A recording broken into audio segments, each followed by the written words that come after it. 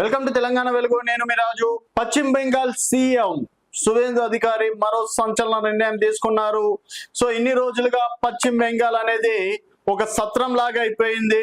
ఎవరు పడితే వాడు, బంగ్లాదేశీయుడు, రోహింగ్యాలు, మయన్మార్నోలు, ఎవరు పడితే వాళ్ళు పశ్చిమ బెంగాల్లో వచ్చి ఈ దేశం వాళ్ళ అబ్బసొత్తు అన్నట్టు కూడా ఇన్ని రోజులు ప్రభుత్వ పథకాలు కూడా ఎంజాయ్ చేసినటువంటి ఘటన నిన్న మొన్నటి వరకు చూసినాం.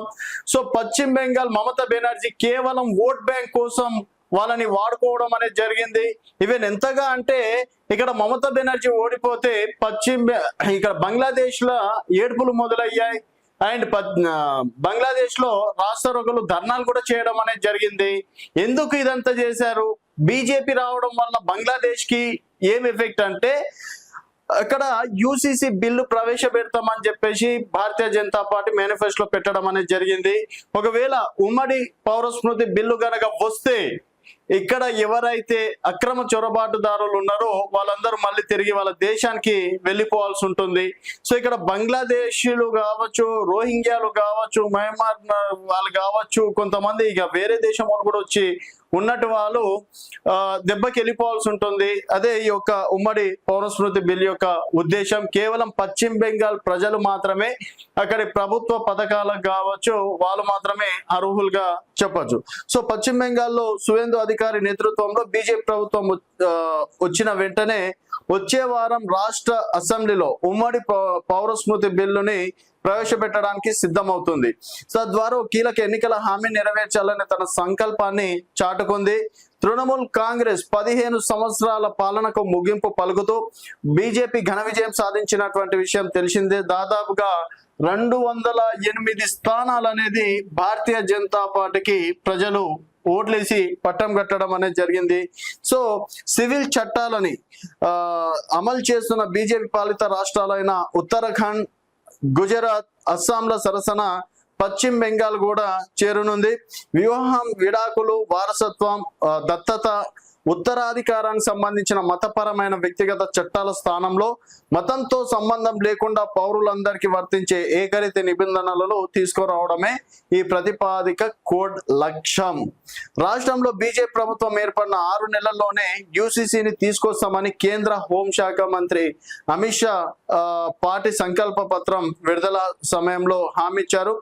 గమనించదగ్గ విషయం ఏమిటంటే ఫిబ్రవరిలో 2024 యూసీసీ చట్టాన్ని రూపొందించిన మొదటి రాష్ట్రం ఉత్తరాఖండ్ కాగా ఆ తర్వాత రాష్ట్రం గుజరాత్, అస్సాం రాష్ట్రాలు ఈ ఏడాది ప్రారంభంలో తమ సొంత వేరియేషన్లను ప్రవేశపెట్టాయి. ఈ పరిణామం బీజేపీ పాలిత రాష్ట్రాలన్నింటిలోనూ ఉమ్మడి పౌర చట్టాన్ని తీసుకురావడానికి పార్టీ విస్తృత ప్రయత్నాల అనుగుణంగా బెంగాల్ను నిలబడుతుంది. పశ్చిమ బెంగాల్ అసెంబ్లీ ఎన్నికలకు ముందు జరిగిన ప్రచారంలో యూసీసీ అంశం ప్రముఖంగా నిలిచింది. వచ్చే వారం ఈ బిల్లుని ప్రవేశపెట్టడం అనేది ఆ హామీని నెరవేర్చడంలో భాగంగా తీసుకుంటున్న మొదటి శాసనపర చర్యగా పరిగణించబడుతుంది. సువేందు అధికారి ప్రభుత్వ బిల్లును ప్రవేశపెట్టడం ఒక చట్టపరమైన రాజకీయ మేలురాయిని నిలుస్తుంది. ఎందుకంటే సంకల్ప పత్రం ఆవిష్కరణ సమయంలో అమిత్ షా ఇచ్చిన 6 నెలల లోపే బీజేపీ ఎన్నికల ప్రచార హామీని శాసనపరమైన చర్యగా మారుస్తుంది. పశ్చిమ బెంగాల్ కూడా ఉత్తరాఖండ్, గుజరాత్ అలాగే అస్సాంల బాటలో యూసీసీ మార్గంలో చేరడానికి సిద్ధంగా ఉన్నప్పటికీ ఈ బిల్లు అసెంబ్లీలోనూ వెలుపల భారీ చర్చకు దారితీసే అవకాశం ఉంది.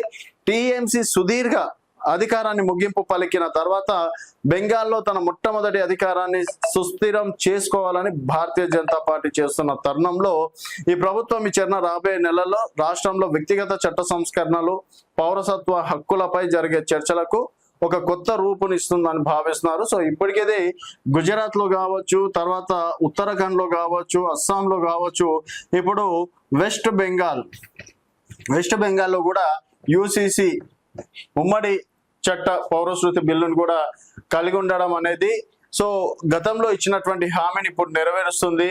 గతంలో పశ్చిమ బెంగాల్లో మమతా బెనర్జీ పాలనలో ఒక మెజార్టీ వర్గం అసలు వాళ్ళు ఈ వర్గం అని చెప్పేసి చెప్పుకోవడానికి కూడా భయపడినటువంటి పరిస్థితి.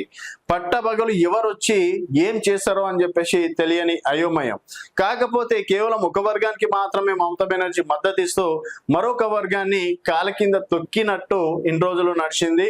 సో యూసీసీ చట్టం ద్వారా ఇకపైన తాము పశ్చిమ బెంగాల్లో గర్వంగా తలెత్తుకొని తిరిగే విధంగా ఈసీసీ పౌరస్మృతి చట్టం అమలు చేయాలని చెప్పేసి గతంలో హామీ ఇచ్చారు. అదేవిధంగా ఇది సక్సెస్ చేయడం అనేది జరుగుతుంది. సో దేశం మొత్తంలో అప్పుడు సిఏఏ యూసీసీ చట్టం తీసుకొస్తామన్నారు కానీ కొన్ని చోట్ల వ్యతిరేకించడం వల్ల ఈ బిల్లు రిటర్న్ వెళ్ళిపోయింది. ఇప్పుడు భారతీయ జనతా పార్టీ పాలిత రాష్ట్రాలు ఏవైతే ఉన్నాయో అక్కడ యూసీసీని సిఏని పకడ్బందీగా అమలు చేస్తున్నారని చెప్పేసి కూడా చెప్పుకోవచ్చు. సో యూసీసీ వల్ల పశ్చిమ బెంగాల్కి లాభం అనుకోవచ్చా, అలాగే దేశవ్యాప్తంగా కూడా ఈ బిల్లు పెట్టాల్సిన సమయం ఆసన్నమైందని చెప్పేసి మీరు భావిస్తే మీ అభిప్రాయాల కింద కామెంట్ రూపంలో తెలియజేయండి. చూస్తూనే ఉండండి తెలంగాణ వెలుగు.